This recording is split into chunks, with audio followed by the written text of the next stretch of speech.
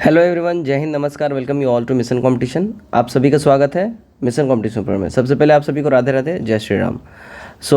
दोस्तों देखिए, बिहार दरोगा की ओर से एक ऑफिशियल नोटिस आया हुआ है और ये ऑफिशियल नोटिस आप सबके लिए बेहद महत्वपूर्ण है, बेहद इम्पॉर्टेंट है। इम्पॉर्टेंट क्यों है?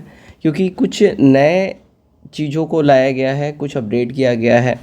ख़ास करके वेरिफिकेशन की अगर हम बात करें, डॉक्यूमेंट वेरिफिकेशन की, इसके संबंध में, तो ये जो है, आप जितने भी छात्र जो दरोगा की तैयारी कर रहे हैं या जो लोग प्रिपेयर करना चाह रहे हैं, जो पहले से भी कर रहे हैं, उन सब के लिए वीडियो काफ़ी इम्पॉर्टेंट है। ठीक है, तो इस वीडियो को आखिर तक देखिएगा और अपने मित्रों में, दोस्तों में इस वीडियो को शेयर ज़रूर करिएगा। चलिए वीडियो स्टार्ट करते हैं। फ्रेंड्स देखिए, यहाँ हम लोग आ गए अपने ऑफिशियल नोटिस के ऊपर में। बिहार पुलिस अवर सेवा आयोग पटना, 5 हार्डिंग रोड पटना। ठीक है, संदर्भ विज्ञापन संख्या 2/2023। ठीक है, अब ये बेसिकली जो 1275 वाला जो अपना परीक्षा हुआ है, उसका जो फिजिकल एलिजिबिलिटी टेस्ट जो होने वाला है, पीईटी, उसके संबंध में ये नोटिस है। लेकिन अब आप लोग बोलिएगा कि भाई, जो लोग दौड़ेंगे उनसे संबंधित ना है ये नोटिस, उनके काम का है, हमारे किस काम का है? नहीं, ये आपके भी बहुत काम का है। वीडियो में आखिर तक बने रहिएगा, सब कुछ डिटेल में समझाएंगे आपके क्यों, किस लिए काम का है। ठीक है, बस पेशेंस बना के 2 मिनट अपना हमको बस आप दीजिए, उससे ज़्यादा नहीं। ठीक है, सबसे पहले इस नोटिस को एक बार देख लेते हैं। तो देखिएगा, विज्ञापन संख्या 2/2023 के अंतर्गत पुलिस वर निरीक्षक पद पर नियुक्ति प्रक्रिया के क्रम में मुख्य लिखित परीक्षा 25/2/2024 को आयोजित की गई थी, जिसका परीक्षाफल दिनांक 15 मार्च को प्रकाशित हो चुका है। ठीक है, अब बोला जा रहा है कि मुख्य लिखित परीक्षा के आधार पर अगले चरण के लिए योग्य पाए गए अभ्यर्थियों का शारीरिक दक्षता परीक्षा यानी फिजिकल एफिशिएंसी टेस्ट, जिसको पीईटी बोला जाता है, इसमें सम्मिलित होना अब अनिवार्य होगा। और शारीरिक दक्षता परीक्षा का प्रावधान और शर्तें जो हैं वो जो दिया हुआ था इस विज्ञापन में, उसके अनुरूप ही रहेगा। ठीक है, अब देखिए परीक्षा कब होगा। तो शारीरिक दक्षता परीक्षा का आयोजन जून माह के द्वितीय सप्ताह में पटना में किया जाएगा, आयोजन इसका। ठीक है, शारीरिक दक्षता परीक्षा का प्रवेश पत्र जो है ये वेबसाइट पे आपको अवेलेबल रहेगा। कब से? तो 29 मई से अवेलेबल रहेगा। अभ्यर्थी अपना एडमिट कार्ड डाउनलोड कर प्रिंट आउट ले लें और स्पष्ट किया जाता है कि कोई भी प्रवेश पत्र डाक द्वारा नहीं भेजा जाएगा। तो बेसिकली देखिएगा, चूँकि इलेक्शन चल रहा है, इसलिए जो ऐसा बात चल रहा था कि मार्च महीना में ही आपका जो है पीईटी हो जाएगा, वो मार्च महीना में नहीं होगा। अभी आचार संहिता लगा हुआ है, उसी की वजह से अभी आपका पीईटी जो है जून में चला गया और कहीं ना कहीं आपके लिए बहुत अच्छा हो गया, आपके पास बहुत टाइम मिला। तो स्टूडेंट्स में काफ़ी ज़्यादा ही कन्फ्यूज़न का माहौल था, तो उस चीज़ को देखते हुए बहुत बेहतरीन आपके लिए हुआ है। एक इंग्लिश में कहावत है, ब्लेसिंग इन डिस्गाइज। तो आपके लिए बहुत अच्छा हुआ कि आप लोगों को अब भरपूर टाइम मिल गया, तो अच्छे से दौड़िए। और डेफिनेटली अब जून तक का जो समय मिल गया है, तो अप्रैल, मई, जून, ओवरऑल 3 महीने का पूरा समय आपको मिल गया। अब देखिएगा आगे आपको क्या बोला जा रहा है। ठीक है, जो अभ्यर्थी किसी कारणवश वेबसाइट से ही प्रवेश पत्र डाउनलोड नहीं कर सकें, वे दिनांक 7/6/2024 को पूर्वाह्न 10 बजे से संध्या 17 बजे यानी 5 बजे तक बिहार पुलिस अवर सेवा आयोग के 5 हार्डिंग कार्यालय में पहुंच के डुप्लीकेट प्रवेश पत्र प्राप्त कर सकते हैं। ऐसे अभ्यर्थी अपने आवेदन पत्र की पावती की छायाप्रति वैध फोटोग्राफ पहचान पत्र के साथ आयोग के पास लेके आए, आपको दे दिया जाएगा। ठीक है, नेक्स्ट यहाँ पे देखिएगा कि शारीरिक दक्षता परीक्षा यानी पीईटी में निर्धारित तिथि को प्रत्येक अभ्यर्थी का सम्मिलित होना और सफल अभ्यर्थियों को अभिलेखन सत्यापन कराना यानी डीवी करना अनिवार्य है। ठीक है, अन्यथा वे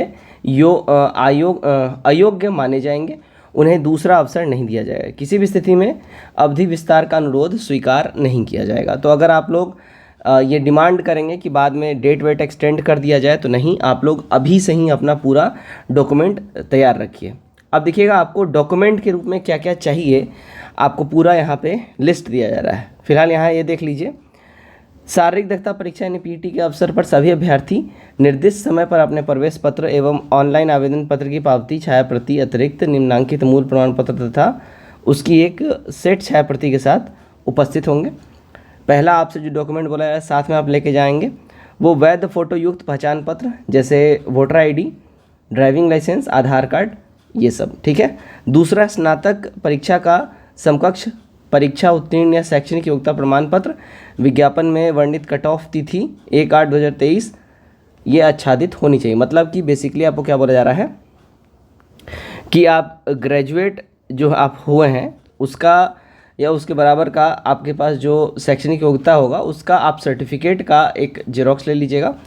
और जो कट ऑफ डेट दिया गया हुआ है, ठीक है, यानी मैक्सिमम और मिनिमम एज वाला, उसके लिए आप 10th वाला भी सर्टिफिकेट रख लीजिएगा। जन्म तिथि का प्रमाण पत्र यानी मैट्रिक सर्टिफिकेट आपका रखना होगा। समकक्ष प्राधिकार द्वारा निर्गत जाति प्रमाण पत्र, अनुसूचित जाति अनुसूचित जनजाति, इसके अंतर्गत महिला अभ्यर्थी विवाहित अविवाहित का जाति प्रमाण पत्र पिता के आधार पर मान्य हो। इतनी बातें क्लियर है।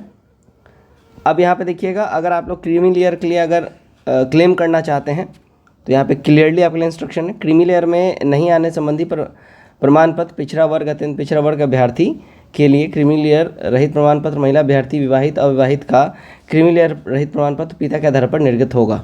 प्रमाण पत्र विज्ञापन में वर्णित कट ऑफ के अनुसार ही आच्छादित होना चाहिए, ठीक है, यानी आपका 1/8/2023 से पहले का होना चाहिए।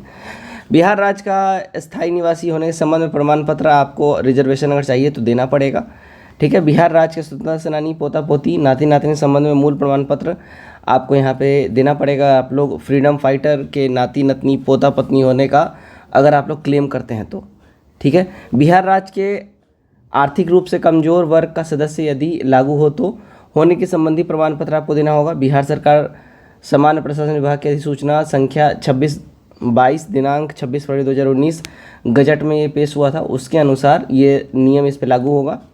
नेक्स्ट आपसे बोल रहा है बिहार सरकार के सरकारी सेवक होने के संबंध में आपको प्रमाण पत्र लागू करना देना पड़ेगा, ठीक है। और बिहार सरकार में कार्यरत ऐसे सरकारी सेवक जिन्होंने विज्ञापन में वर्णित कट ऑफ तिथि तक नियमित सेवा में न्यूनतम 3 वर्षों का अवधि पूरा कर लिया हो, अपने नियंत्रित पदाधिकारी द्वारा निर्गत प्रमाण पत्र अनिवार्य उनको लाना होगा साथ में, ठीक है। साथ ही आपसे बोला जा रहा है अगर आप भूतपूर्व सैनिक हैं तो उसके लिए भी आपको यहाँ पे देना पड़ेगा।